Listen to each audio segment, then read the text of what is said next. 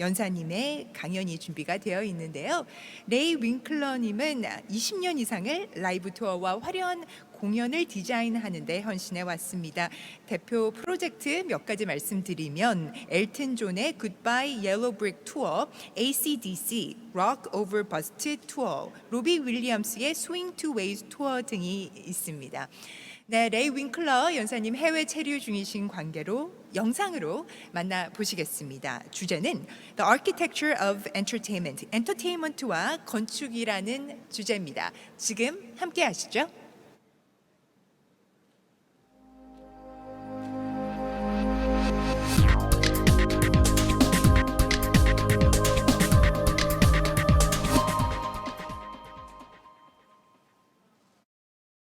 First of all, welcome to STUFish. This is the home of STUFish Entertainment Architects here in London, and it's great to have you guys here and allow me to introduce you a little bit to what we do.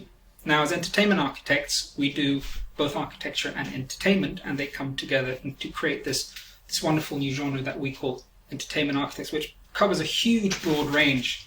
We do buildings, we have built some theatres in the past, and we do shows. We do ship launches, we do podiums. We do outdoor shows, indoor shows, small, big, extra large. That's what we do here.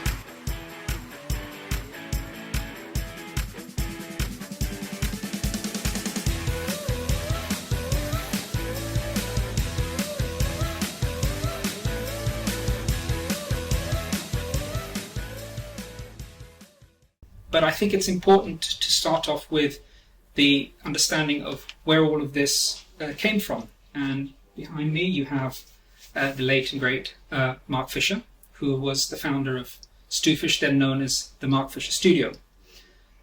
Mark started his career in the early to mid-70s, having come out of the AA as a student under the tutelage of the likes of Peter Cook. He was very interested in lightweight ephemeral architecture. And one of his early commissions was to design and build inflatables for the 1977 Pink Floyd Animals tour, which he built and manufactured inflatables, and which then went on tour and became famous pieces of lightweight architecture. Over the years, this genre had developed, and from designing small-scale stuff, designing ever bigger shows. In 1980, Pink Floyd launched their Walls tour, which is a fantastic beginning to what we call narrative showtelling, i.e. there was a story to be told, and Mark conceived the stage set for that. If you want to fast forward this, because the years that ensued after that, technology became progressively more sophisticated and shows became progressively bigger and more complicated. I joined the Mark Fisher Studio in 1995, straight out of college as a student, and had the great privilege and fun to work with Mark and very closely with Mark on some really great shows at the beginning. And my first job was in 1997 for Pop Mart, and in 1998 for the Rolling Stones' Bridges to Babylon. And the Pop Mart show, which was the U2 show of the same tour name, we built a very large structure that had a big arch, but more excitingly about it was we had a very large video screen behind it. And out of all of this experience of designing big shows, entertainment architecture became ever more sophisticated, and the project became ever more wide-ranging. And if I just show you around here, from the likes of the Golden Bells show building that we did in Wuhan, to the Pink Floyd exhibition in the V&A in 2017, to shows by Queen, or indeed buildings like the Hand Show Theatre and shows like the Dyford Show Theatre. Entertainment architecture, as I said, has a huge range of different types of work. And it's very exciting because you never know what the next job is going to be, because to our great surprise and also pleasure, we noticed that the need for entertainment architecture is actually quite widespread. And so we've been kept progressively busy over the years developing ever more complicated shows and show narratives in conjunction with entertainment architecture.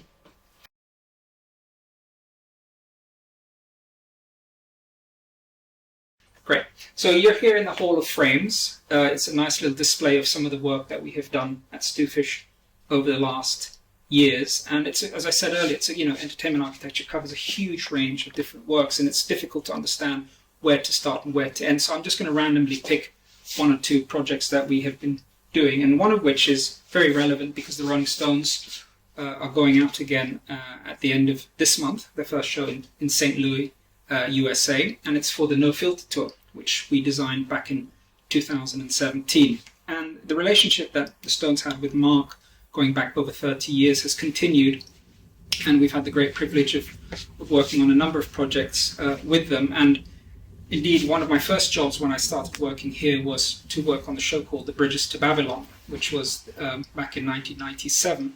They launched a world tour. And what was very interesting about the projects with the Stones was to see that as a band they had an immense appetite for different directions and different genres, so we never repeated ourselves. Shows always looked very fresh, and there were new approaches to how we would do the design, which in essence remained the same because they were touring shows that went into stadia and they had the same band, but the look was always very different. So it could go from something like 14 on Fire, which was incredibly ornate and elaborate, to something like the Rolling Stones No Filter Tour, which was very architectural and very stark in its architectural silhouette and design. And that's the great thing about working here at STUFish, is there's a huge range and appetite for exploring different ideas, is what we've been doing over the past years, is sort of building on that Mark had left behind when he passed away as a legacy of the projects that we've been continuing. This has ever expanded further and further. And another project which, if I may just like to point out, was a very interesting project that we did for the V&A in 2017. And that was for the Pink Floyd exhibition. It was great to reconnect with the band. It was something a relationship that started with Mark many years ago. The exhibition basically portrayed 50 years of Pink Floyd history throughout the ages, and had a wonderful collection of album covers, artifacts. We created environments that portrayed, for example, the tunnel, the psychedelic tunnel that went into the entrance, sort of portrayed these whole environments for the audience and the visitors to experience the world of Pink Floyd. And then, of course, other shows like Queen. They've been touring for a very long time, and we've had a great privilege of working with Queen over many years. And again, they're very challenging in the sense they want to reinvent themselves and they don't want to repeat themselves. So this is where we step in as architects, is the ability to sort of adapt nuances of what they want to do into an architectural form, and making sure that it is tourable. Because remember, at the end of the day, if it cannot go into a truck and come out of the truck efficiently, and if they can't build it within a certain amount of time, it's a waste of their time because they can't run the show. And if you can't run the show, the tour fails. On the other end of the spectrum, we also have fantastic examples like the Golden Bells, which we built in Wuhan, China, which is a fantastic display of architecture meeting movies. It's a movie theme park over 90,000 square meters that we had designed for the Wanda Dalian group, in which everything to do with movies were brought in. I mean, what you see in this hall of frames is only a very small cross-section of some of the work that we do at STUFish, but what's really lovely about it is that you can see a huge variety of different genres here, ranging from exhibitions like on the Pink Floyd, or to buildings like the Golden Bells. And we're very pleased to say that, at STUFish, no job is too big, no job is too small, as long as it's interesting and it generates our enthusiasm and passion for it, we're on.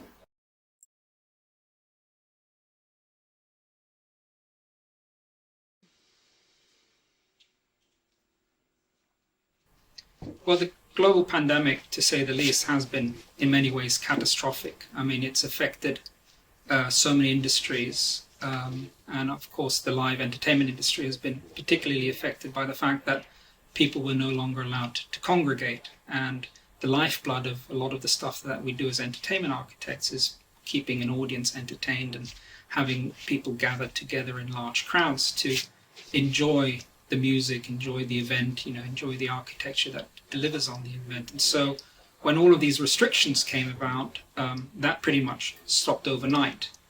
And it was catastrophic. A lot of tours were cancelled, projects were postponed, and nobody could quite tell what the future would hold. But, I think it was Winston Churchill who said, never let a good crisis get in the way of innovation. Because I think what happened then as a result of this, we really had to think hard about how we as entertainment architects could maintain a relevance in this changing world. And we're not new to a changing world. What we do here changes so rapidly in terms of technologies progressing, the way media disseminates the information, and how people consume entertainment is ever changing, but nothing quite as drastic as a pandemic. And I don't think anybody was prepared for that. But I think the catalyst for change is the thing that keeps our industry alive and our quest and thirst for new things going.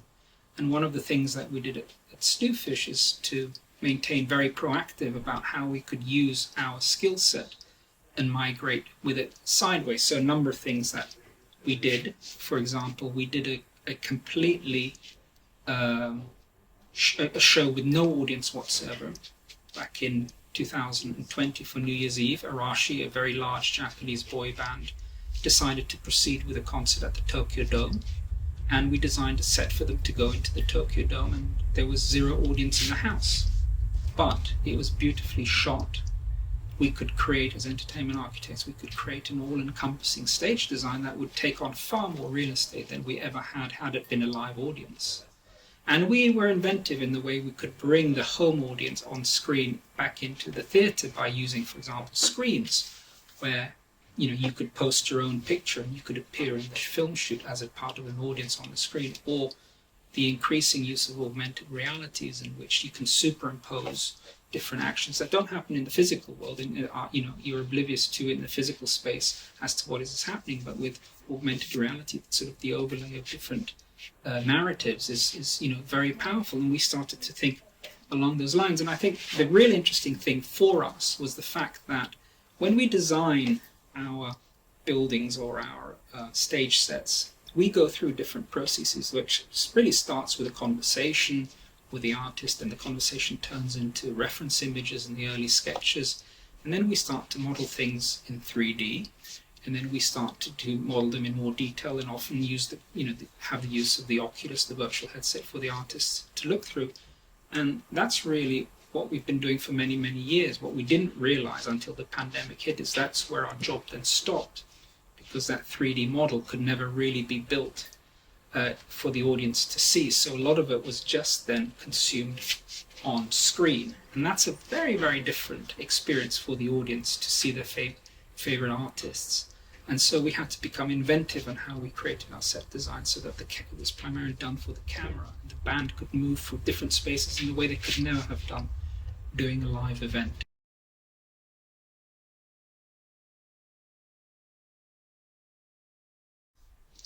Well, I think for one thing, we should look forward in the future to being a little bit more prepared to what a global pandemic can do to our society and our way of life.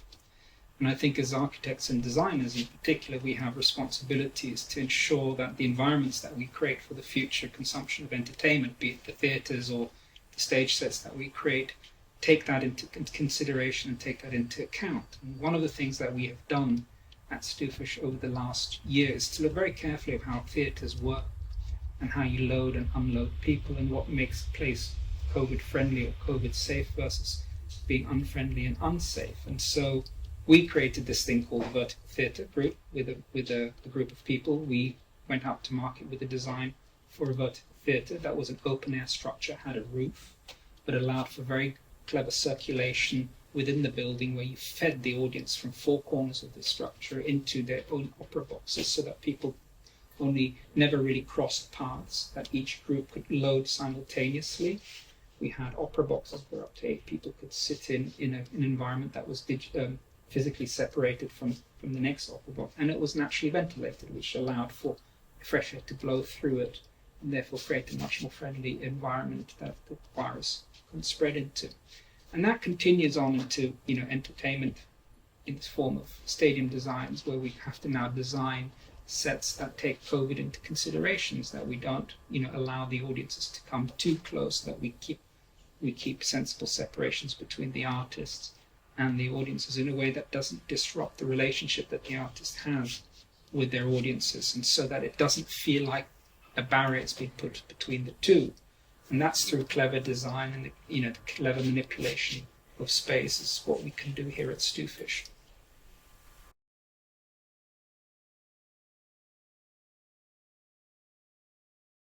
Well, I think the fourth industrial revolution and digitalization has been upon us for quite a long time. And it's sort of transitioned quite seamlessly from one to the next, to the next, to the next, because the way that it refreshes itself and how technology becomes increasingly more powerful has been quite amazing, yet easy to forget as well, because we live it by the moment. I think what happened during COVID, when the lockdown was, and suddenly we realized that we were entirely dependent on a digitized world. You could not have communicated the way we have communicated during the pandemic 5 years ago. If you think about the likes of Zoom and Teams meetings with 20 people on the screen and the ability to share files and draw on the screen directly, that would have been very, very difficult a few years back. But because the technology refreshes itself so quickly, we had the great benefit during the COVID period where we all had to sit at home and occupy our own private physical space.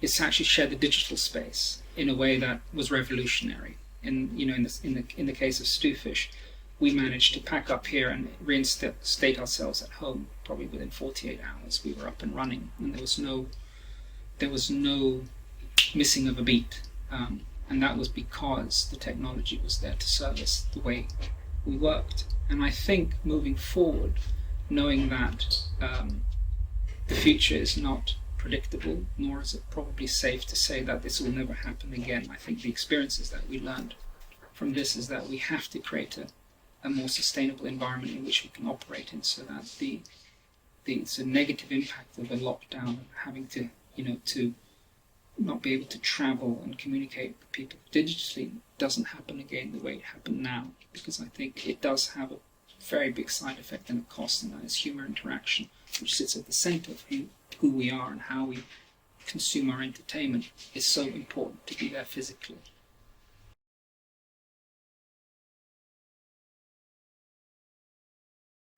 And I think it's pretty clear that we can't just continue the way we've done in the past, and I think that as entertainment architects and designers, we have a responsibility to come up with solutions to the way we do things that are very different to the way we have done things in the past. And there's a number of things that we can do collectively. As we can look at new sustainable ways in which we can tour. We can design things that are lighter and more compact so that they require less trucks and airplanes to transport to reduce the carbon footprint.